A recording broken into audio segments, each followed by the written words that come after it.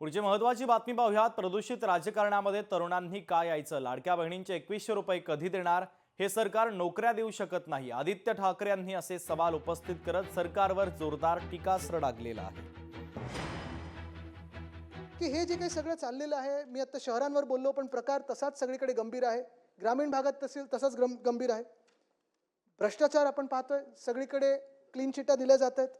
पण एका बाजूला जे आम्ही टीव्हीवर दृश्य पाहतो आणि मध्ये मुख्यमंत्री महोदयांनी जे सांगितलं की मी 35च्या खालती जे मुलं आहेत किंवा तरुण मुलं आहेत त्यांना आम्ही तिकीट देऊ, 35% की 40% तिकीट देऊ तरुणांना महानगरपालिकेमध्ये। पण नेमकं तरुणांनी या राजकारणामध्ये कसं यायचं, काय यायचं? जर असं राजकारण दूषित होत चाललं असेल, हे सरकार तरुणांचं नाही, कदाचित म्हणजे हे काही नोकऱ्या देऊ शकले नाहीये। इन्फ्लुएन्सर बनणं हे काही नोकऱ्या नाहीये। हे सरकार महिलांचं नाहीये। लाडकी बहिणींचा काल उल्लेख मुख्यमंत्री महोदयांनी केला आणि मी विरोध करत नाहीये, पण हाच प्रश्न आहे माझा की लाडकी बहिणींना आपण जे सांगताय की चांगली योजना आणि त्याच्यावर कोणी टीका करू नये, आम्ही टीका नाही करत आहे, प्रश्न विचारतोय की 2100 रुपये कधी देणार? जे शेतकऱ्यांसाठी आपण निवडणुकीत सांगितलं होतं की हे सरकार नेमकं कोणाचं? ते शेतकऱ्यांचं आहे। आम्ही कर्जमाफी करू, ती कर्जमाफी 7/12 कुठे आहे? लोकशाही मराठी ऐका, पहा, जागरूक रहा।